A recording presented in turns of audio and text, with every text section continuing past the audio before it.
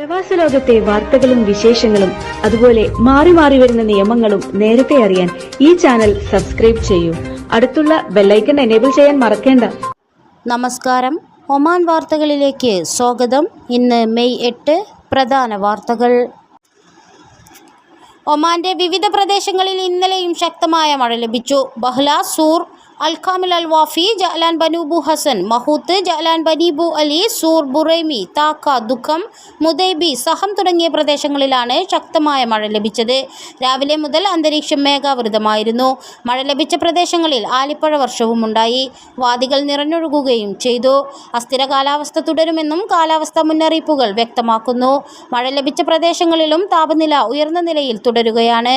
വരും ദിവസങ്ങളിൽ താപനില ഉയർന്നേക്കും. ഒമാൻ വിദേശകാര്യമന്ത്രി Sayyid Badr Al Busaidi Hamas political bureau തലവനുമായി ടെലിഫോൺ സംഭാഷണം നടത്തി. ഗസയിലെ നിർദ്ദിഷ്ട വെടിനിർത്തൽ നിർദ്ദേശങ്ങളെക്കുറിച്ചും ഇതിലെ പിന്തുണയെക്കുറിച്ചും ഇരുവരും ചർച്ച ചെയ്തു. സ്ഥിതിഗതികൾ ശാന്തമാക്കുക, രക്തപ്പൊരിച്ചിലുകളും പരസ്പര സൈനിക നടപടികളും നിർത്തുക, ഇരുവശത്തും തടവുകാരെ മോചിപ്പിക്കുക, കുടിയൊഴിപ്പിക്കപ്പെട്ടവരെ അവരുടെ പ്രദേശങ്ങളിലേക്ക് മടങ്ങാൻ അനുവദിക്കുക തുടങ്ങിയ നിർദ്ദേശങ്ങളാണ് പുതിയ ഉടമ്പടിയിൽ ഹമാസ് മുന്നോട്ട് വച്ചിരിക്കുന്നത്. ഉടമ്പടിയെ സ്വാഗതം ചെയ്യുകയും പിന്തുണയ്ക്കുകയും ചെയ്യുന്നതായും അമേരിക്കൻ ഭരണകൂടവുമായി സഹകരിച്ച് ഈജിപ്തും ഖത്തറും നടത്തിയ ശ്രമങ്ങൾക്ക് അഭിനന്ദനങ്ങൾ അറിയിക്കുന്നതായും വിദേശകാര്യ മന്ത്രാലയം അറിയിച്ചു. ഈ മാസം 9 മുതൽ 18 വരെ നടക്കുന്ന ദോഹ അന്താരാഷ്ട്ര പുസ്തകമേളയിൽ ഒമാൻ അതിഥി രാഷ്ട്രമായി പങ്കെടുക്കും. സാംസ്കാരിക, പൈതൃക, വിനോദസഞ്ചാര മന്ത്രാലയം, ഔക്കാഫ് മതകാര്യ മന്ത്രാലയം, സുൽത്താൻ ഖാബൂസ് യൂണിവേഴ്സിറ്റി, വിവിധ സിവിൽ സൊസൈറ്റി സ്ഥാപനങ്ങൾ തുടങ്ങിയവ ഒമാനെ പ്രതിനിധീകരിക്കും. 42 രാഷ്ട്രങ്ങളിൽ നിന്നുള്ള 515 പ്രസാധകരുടെ 1,80,000 പുസ്തകങ്ങളാണ് ഇത്തവണ ദോഹയിൽ അക്ഷരപ്രിയർക്കായി ഒരുക്കിയിരിക്കുന്നത്. ഒമാനെ അതിഥി രാഷ്ട്രമായി ക്ഷണിക്കുന്നതിലൂടെ ഇരു രാഷ്ട്രങ്ങൾക്കുമിടയിലെ മികച്ച ഉഭയകക്ഷി ബന്ധത്തെയാണ് അടയാളപ്പെടുത്തുന്നതെന്ന് പൈതൃക വിനോദസഞ്ചാര മന്ത്രാലയം അണ്ടർ സെക്രട്ടറി സയ്യിദ് സുൽത്താൻ അൽ ബുസൈദി പറഞ്ഞു. ഇലക്ട്രോണിക് പരിശോധനകൾ, ആവശ്യമായ കേസുകൾ തെളിയിക്കുന്നതിന് പോലീസിന് അതിവേഗ സംവിധാനം.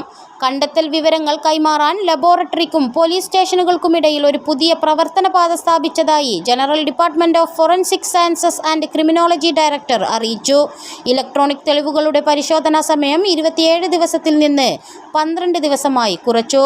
Forensic sciences and criminology general department വ്യക്തികൾ സമർപ്പിക്കുന്ന പരാതികൾക്കും റിപ്പോർട്ടുകൾക്കും പ്രയോജനം ചെയ്യുന്നതിനാണ് ഈ പുതിയ പ്രവർത്തനപാത വികസിപ്പിച്ചിരിക്കുന്നത്. ഖരീഫ് സീസണിൽ ദോഫാർ ഗവർണറേറ്റിലെത്തുന്നവരെ കാത്തിരിക്കുന്നത് വിസ്മയമായ അനുഭവങ്ങൾ. മുൻ വർഷങ്ങളിലേക്കാൾ ഇത്തവണ ഇരട്ടി സമയം ഖരീഫ് ഉത്സവത്തിനുണ്ടാകും. ഇത് കൂടുതൽ സഞ്ചാരികളെ ആകർഷിക്കുമെന്നാണ് ദോഫാർ മുനിസിപ്പാലിറ്റി കരുതുന്നത്. ഇതോടെ കൂടുതൽ സഞ്ചാരികൾക്ക് ഖരീഫ് വിനോദങ്ങൾ ആസ്വദിക്കാനും ഗതാഗതക്കുരുക്ക് ഒഴിവാക്കാനും സാധിക്കും. അറേബ്യൻ ട്രാവൽ മീറ്റിലാണ് വിശദാംശങ്ങൾ പുറത്തുവിട്ടത്. അദീൻ സ്ക്വയർ പ്രദേശത്ത് പുതിയതും ആകർഷണീയവുമായ ആശയം ഈ വർഷം ഉണ്ടാകും. സ്പോർട്സ് ചാലഞ്ച് മൈതാനം, ലൈറ്റ് ലേസർ ഷോ, സഞ്ചാരികൾക്കുള്ള സമഗ്ര സേവനങ്ങൾ തുടങ്ങിയവയാണ് പുതിയത്. എക്സിബിഷൻ നൂതന രീതിയിലായിരിക്കും. ഇത്തവണ ആദ്യമായി പഴമയിലേക്ക് മടങ്ങുക എന്ന ശീർഷകത്തിൽ പരിപാടിയുണ്ടാകും. വടക്കൻ ബാത്തിന ഗവർണറേറ്റിലെ ഷിനാസ് വിലായത്തിൽ കടകളിൽ മോഷണം നടത്തുകയും മോട്ടോർ സൈക്കിൾ അപഹരിക്കുകയും ചെയ്ത സംഭവത്തിൽ ഒരാൾ അറസ്റ്റിൽ. വടക്കൻ ബാത്തിന പോലീസ് കമാൻഡ് നടത്തിയ അന്വേഷണത്തിലാണ് പ്രതിയെ പിടികൂടിയത്. നിരവധി കടകളിൽ മോഷണം നടത്തുകയും 2 മോട്ടോർ സൈക്കിളുകൾ മോഷ്ടിക്കുകയും ചെയ്തതായി പോലീസ് പ്രസ്താവനയിൽ പറഞ്ഞു. ഇയാൾക്കെതിരെ ആരോപി നിയമ നടപടികൾ പൂർത്തിയാക്കി. ഒമാനിലെ വിനോദസഞ്ചാര മേഖലയെയും നിക്ഷേപ സാധ്യതകളെയും പരിചയപ്പെടുത്തി അറേബ്യൻ ട്രാവൽ മാർക്കറ്റ്. പൈതൃക വിനോദസഞ്ചാര മന്ത്രാലയം deputy chairman Azan bin Qasim Al Busaidi ചർച്ചാ സെഷനിൽ പങ്കെടുത്തു. വിനോദസഞ്ചാര വളർച്ചയുടെ ഭാവിക്ക് GCC നയരൂപവൽക്കരണക്കാർ കൈകോർത്തതിനാൽ ഈ വർഷം UAE GDP-യിൽ 12% ടൂറിസത്തിൽ നിന്നാകുമെന്നും ചർച്ചാ സെഷൻ പങ്കുവച്ചു.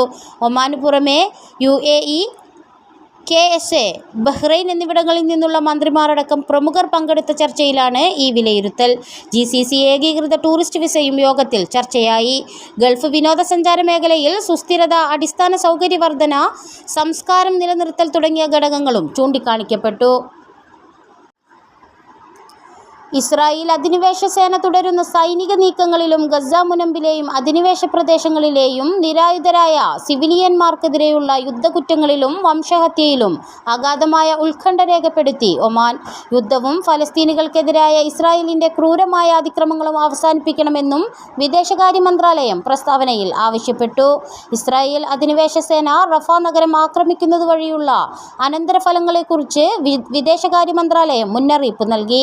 ഇത് ഗുരുതരവും വിനാശകരവുമായ പ്രത്യാഘാതങ്ങൾ ഉണ്ടാക്കുകയും മേഖലയിലെ സംഘർഷത്തിന്റെയും പിരിമുറുക്കത്തിന്റെയും വ്യാപ്തി വർദ്ധിപ്പിക്കുകയും ചെയ്യും.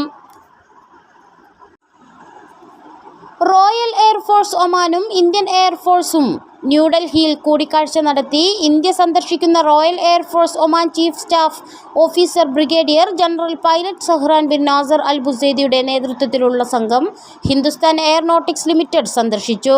ഇരു രാഷ്ട്രങ്ങളുടെയും എയർഫോഴ്സ് വിഭാഗങ്ങൾ തമ്മിൽ സഹകരണ മേഖലകൾ സംബന്ധിച്ച് ചർച്ച നടത്തി. ഏപ്രിൽ 29 മുതൽ മെയ് 4 വരെയായിരുന്നു ഒമാൻ സംഘത്തിന്റെ ഇന്ത്യ സന്ദർശനം. ഒമാനിൽ മലവെള്ളപ്പാച്ചിലിൽ മതിലിടിഞ്ഞു വീണ് മരിച്ച പത്തനംതിട്ട സ്വദേശി സുനിൽ കുമാറിന്റെ വീട് overseas Indian cultural Congress INCAS നേതാക്കൾ സന്ദർശിച്ചു. ഗ്ലോബൽ ചെയർമാൻ ശങ്കരപ്പിള്ള കുമ്പളത്ത് അടൂർ കടമ്പനാട്ടെ സുനിലിന്റെ വീട്ടിലെത്തി അനുശോചനം അറിയിച്ചു.